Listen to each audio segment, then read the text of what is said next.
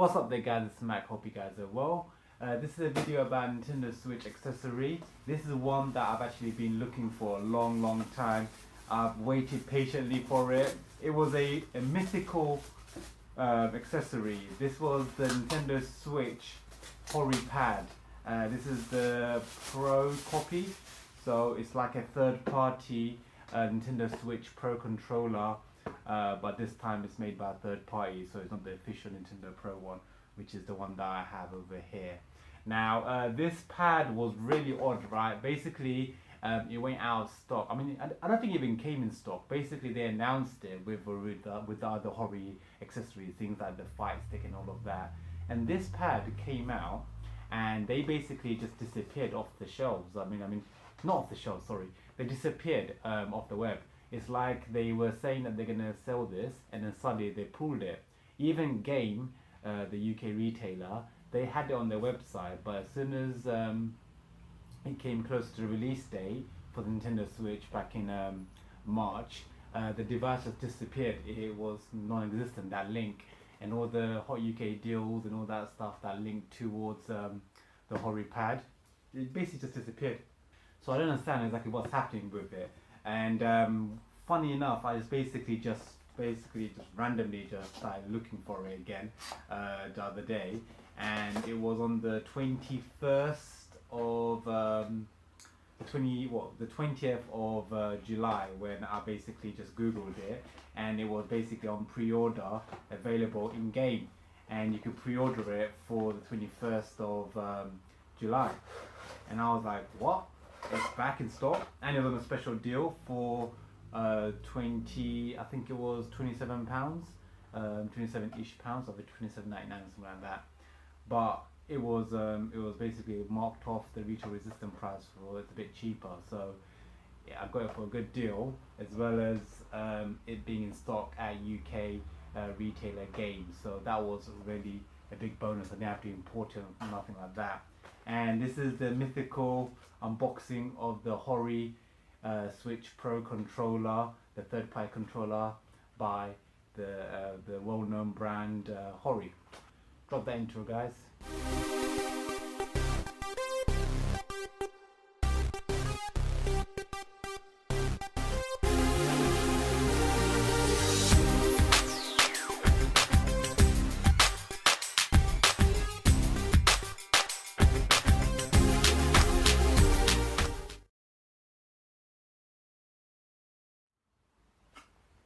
So here we have it, guys. I'm going to just open it up, and I want to basically just see a quick comparison of how it looks with the official Nintendo Switch one. It's wired, so that's a really big bonus, because obviously it means that it will sync straight away. I had an issue with the 8-bit Do and the NES controller that basically had a syncing issue with the Nintendo Switch. This doesn't have that issue. There is no Bluetooth connectivity. It's straight up wired, as you can see. So there shouldn't be any issues with syncing. So that can be taken out of the equation. It should just sync in straight away when you plug it up. So there's no issue with that. And it should work essentially. But with the benefit of it being like a footprint of an official Nintendo Switch Pro controller for pretty much less than half the price. I think the Switch Pro controller goes for about 60 odd pounds. Maybe £65, but this was £27 I picked this up for, so a really good deal. Now let's have a look at a quick comparison between the two. As you can see, this is the front of it. I think it looks like, and it also feels like, that the Hori one, the Hori Switch Pro controller, is a bit more smaller. Whereas the official Pro controller is a bit more wider. So as you can see, these buttons these front-facing buttons are basically fully circle, and they are on the flat surface part of the controller. Whereas what I've noticed on this one here, it's really odd, because obviously it's not as wide, the footprint from the front. What they've done is that they've actually curved it over here, so it's a bit more shorter on the width. And what that's actually done is that the A button has actually had to get curved round, so it's not flat like these ones. It actually curves round, which I found very unusual. Like, I don't know why they basically shortened that plastic, maybe to save costs or whatever, but that's a bit disappointing, the fact that the spine curves round. So it actually feels a lot more flatter, whereas these buttons are a lot more, they pop out a lot more, so it feels like you can access them a lot better, whereas this one's a bit more on the flat side and it's slanted side, so it's a bit of a weird one. Overall, it feels a lot more cheaper. The plastic quality is not the same, definitely not in the same league as the official Nintendo Switch Pro controller, because they have these rubbery sort of grips over here that feels absolutely awesome, and then this plastic here is a lot more premium quality, and they have that slippery glossy plastic at the top there. The buttons and everything just feel a lot more like better quality plastic, whereas this one, I mean, it's not bad. It's not bad. It feels a lot lighter as well, because I don't think it has all of that. I don't know about the gyroscopes inside. I think we just see if it's got any gyroscopes built into it. Update software. Doesn't seem to have any gyroscopes inside it. It has a turbo button, obviously, which is a new feature. I absolutely love that. That's really cool to have. But as opposed to any additional features, so I think this is why it's a lot more lighter, because it doesn't actually have any gyroscope built in, no movement tracking, so you can't do all of this type of stuff. It needs to be physically using the buttons, and it doesn't have the amiibo functionality as well. But that's all, you know, you don't really need all that stuff. But yeah, that's the instruction manual over here, as you can see. Quite interesting, something about the joystick, the D-pad being movable. It shows right there, as you can see, something about the joystick, the D-pad. Something about it fitting into the back bit here. Because this I thought was quite unusual until I saw that instruction manual. So this must come out something. Let me see. That. Oh, damn, look at that. Check that out. So that basically pops out. I was wondering why it showed like it had a really big black border. Basically these pop out, and then it looks more like your, you know, the standard button that you had on the left Joy-Con of the Switch, which was basically buttons rather than the actual traditional D-pad. So this has both. You can actually have the option to put the D-pad back on there, and it becomes a traditional D-pad, so you can play Street Fighter and stuff. This is the main reason I got this additional pad, because obviously I don't want to go out and spend another 60 odd pounds to get another Pro controller. But obviously to play Street Fighter 2 players competitively, my friends are always gonna be bugging me saying that it's not fair because you got the Pro controller and I got a stupid Joy-Con together and trying to play without a D-pad. So just to shut them up, I got this, so you know they can actually have a fair game against me, and you know they can't complain. But it's interesting because obviously the D-pad actually comes off, and you can also use it as a separate, you know, face buttons, which also act as the D-pad as well. I guess you've got the up arrow, down, left, right arrows as well, so that's quite cool. And I think this will just connect up to the back. Let me see. This just goes into the back like this. Wicked, check that out. So it just sits at the back there. You can just open it up, got a little groove over here, so you can pop it off.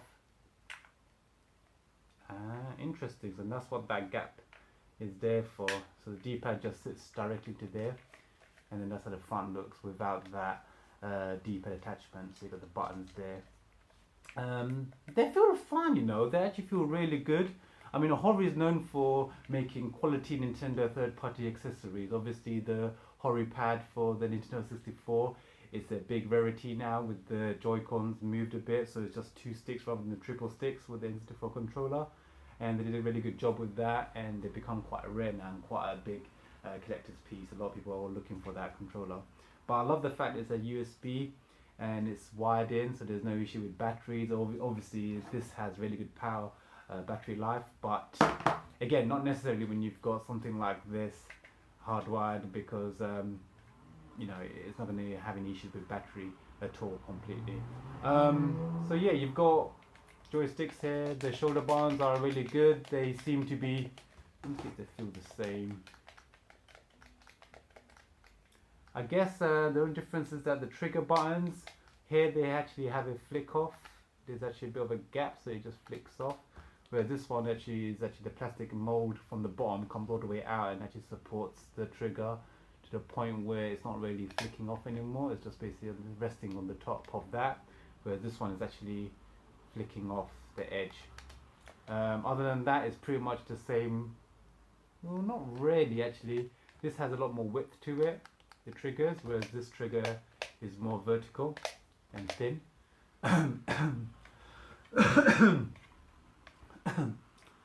The L and R buttons, they are pretty much the same, and then the face buttons, as you can see, other than the fact that this one's a bit more stretched out and curved, the A button, the rest pretty much in the same positions.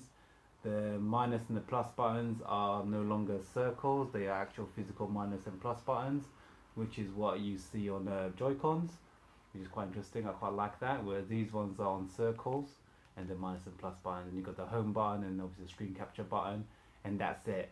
This is what this one has. It offers a turbo button, which I think is really cool.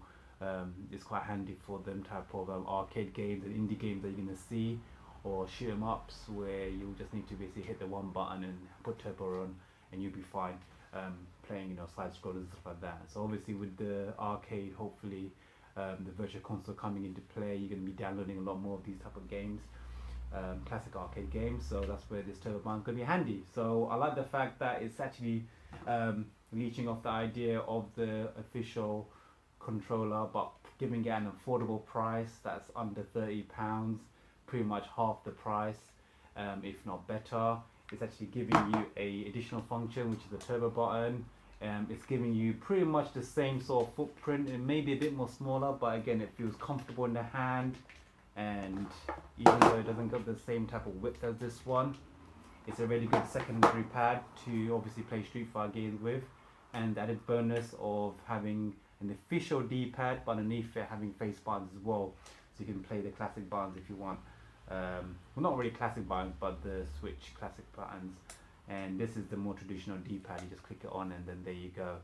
So this is what the big ring was around. This is the reason why, because it comes off and it fits in there, but that's quite a handy feature actually. I quite like that, and it gives it a bit more 3D aspect to it, so it's a bit more flex to it. Probably not as good as the official D-pad on the Nintendo Switch official Pro Controller, but it's not bad at all. I quite like the feel of this one as well. It's quite a different type of a D-pad feel, so I quite like that. Anyway, that was the elusive Nintendo Switch Horipad, the Hori Pro Pad. This is basically available now in game at the moment. I pre-ordered it and I got it the next day, so I pre-ordered it on a Thursday. It was released for a Friday and I got it posted for on a Saturday, so literally straight after release day. So I'm really happy about that, and it seems like Game, the UK retailer, have got this back in stock, and they actually officially released it and they are selling it now, whereas it previously, when it was meant to come out with Nintendo Switch at launch, it disappeared off the market and the websites altogether. So it's back, and it seems like it's back for Splatoon release, which happened this Friday on the 21st of July. So a great time to go out and buy it. I'll leave a link to where you can buy this from Game, the retailer. They seem to be the only UK store in the UK online store as well that sells it at the moment, so do check it out if you want to get that. And yeah, hope you guys enjoyed that review of Nintendo Switch Pro Controller made by Hori, the Pro version. Do check out my other Nintendo Switch accessory videos. They're all available in the cards. Don't forget to hit that like button if you enjoyed the video. Don't forget to subscribe if you haven't already. And until next time, take care guys. This is Mac. Peace out.